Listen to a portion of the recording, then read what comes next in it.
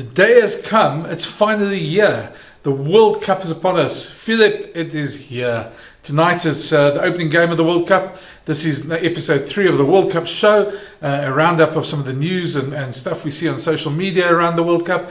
And yes, what a day it is. I must admit, it's one of those days that you really expect. You can't wait for. We've been waiting for 4 years. I must say I'm gutted I'm not in France, but yeah, I think I'm like everybody else. I'm going to be glued to my TV, watching everything that happens, and I think we're going to see a lot of drama over the next couple of weeks. So yeah, I think let's get straight into it. There's a lot of excitement.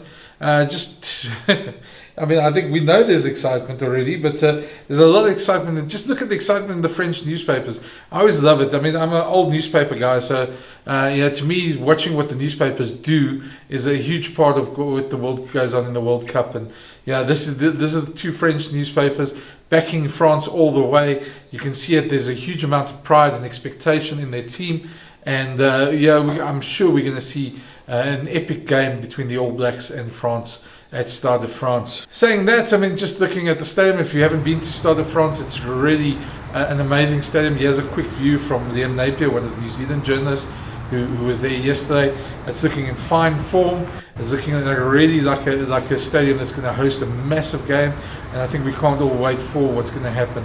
There's been so much said, so much done. I think the last couple of days there's just been this overflow of copy and predictions and things like that, and I just think we all want the game to start now. So I'm really at that point where I want to see the game start, and yeah, may the best team win. But it seems not everybody's with the program.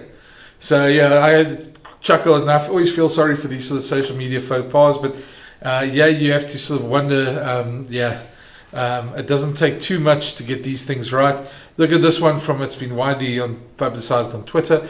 This one from SABC, where they had the lineup when the Boks named their team, but they named the team against Scotland from a couple of years ago, and some of those players aren't even playing anymore. So that's it was rather, they were lampooned quite a bit for that.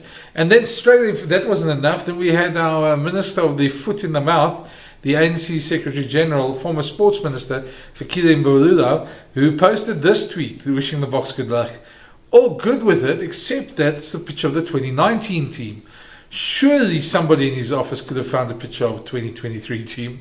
But given the way I suppose we're dealing with load shedding and all these other issues in South Africa, we shouldn't be surprised. I think the less these guys open their mouths, the less chance they can get their feet into it. So anyway, I had a good chuckle at that, but it won't take away from the excitement from the Boks playing as well. There's been some wonderful fan trolling over here, and O2, one of the England sponsors, the cell phone company, posted this tweet yesterday of Dylan Hartley. They had a fan-inspired art. They asked fans to obviously tell them what it's been like to go forward for England, and this is what they came up with. And here's he delivering the picture to the Louvre. High hopes that it'll find a place there, and of course that didn't stop Twitter from going overboard and obviously showing a couple of these. And yeah, here's a couple of examples of exactly the answers they got. They're quite funny, some of them, and but I suppose in a way they asked for it. England's not in a great spot, so I'm not surprised that fans stick to Twitter to do these sort of things.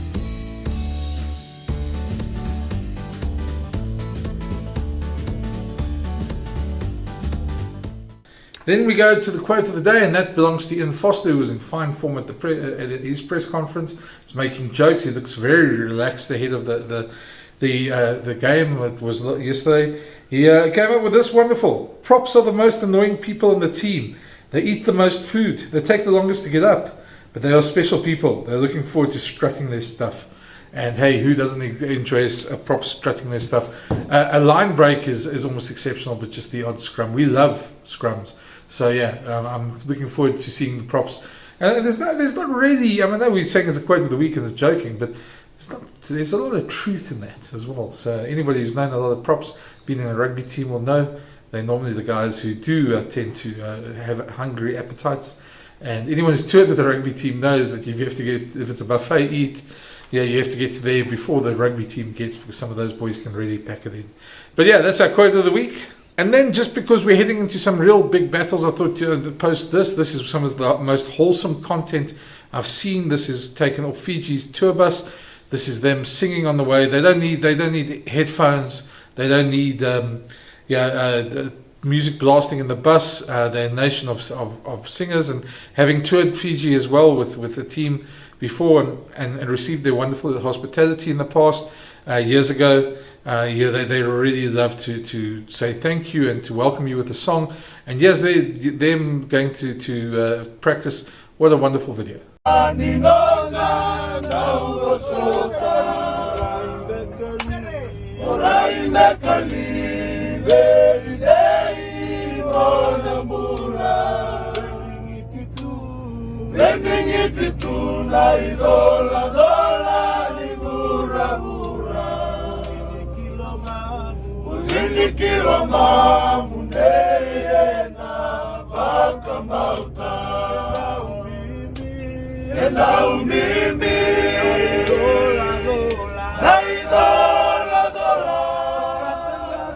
From that, we go to some stuff around Rassie.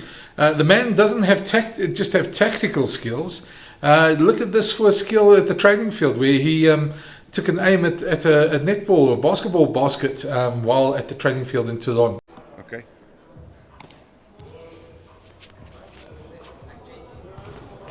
Ja man, ja, dat is de op video.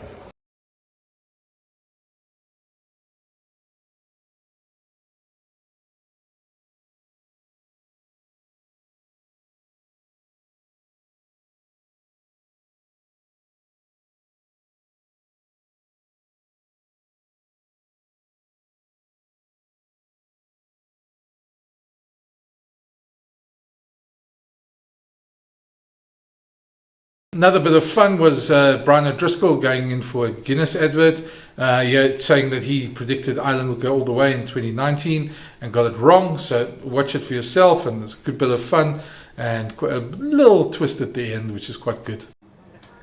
I need to get something off my chest that's been weighing heavily for a few years now. You see, I feel partly responsible the lads lost in 2019. I might have said on a podcast that they were going to go all the way. I totally jinxed it.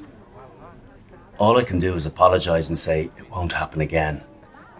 Help me spread the message around the country. You can think it, just don't jinx it.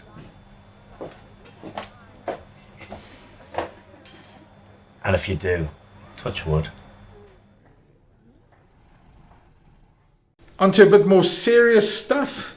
There's some interesting. The most interesting headline of the week was the one about Spygate.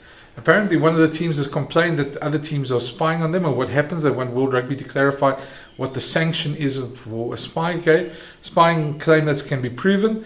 There's been these across the world, across test matches, so many times. I don't think teams would really take the chance of actually spying on another team. I think nowadays, if you look at South Africa, the first point of fingers were pointed at South Africa for some reason. Who knows why? But Twitter decided, South Africa play a pretty direct style. You know what they're going to do. It's up to you to stop them. So I don't think it'd be them. I don't think these things are really true, to be very honest. If it is, and it is exposed, well, then the full sanction should go against whoever is caught doing that. But quite an interesting one. I see the All Blacks were asked the question, and Ian Foster said it wasn't them.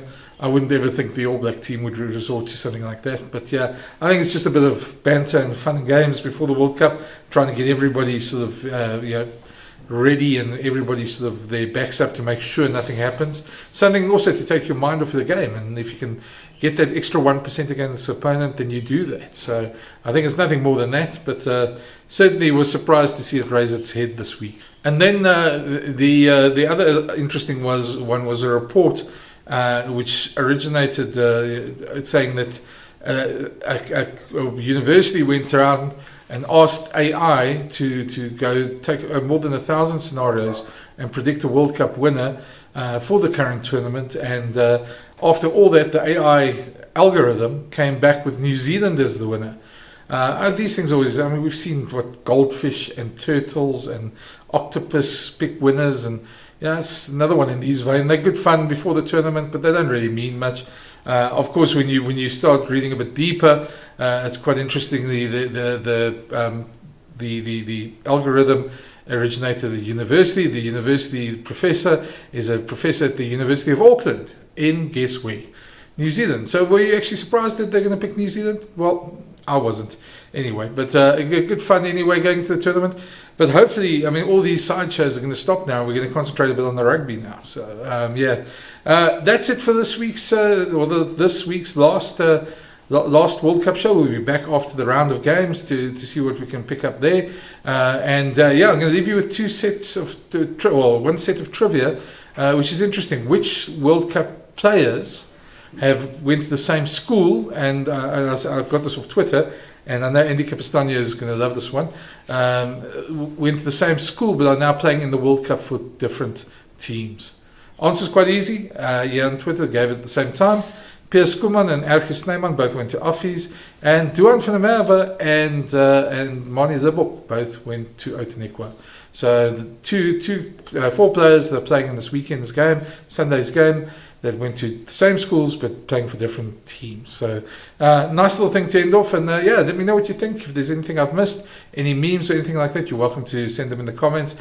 And thanks for watching. And if you haven't subscribed, please do. We'll chat again soon. Cheers.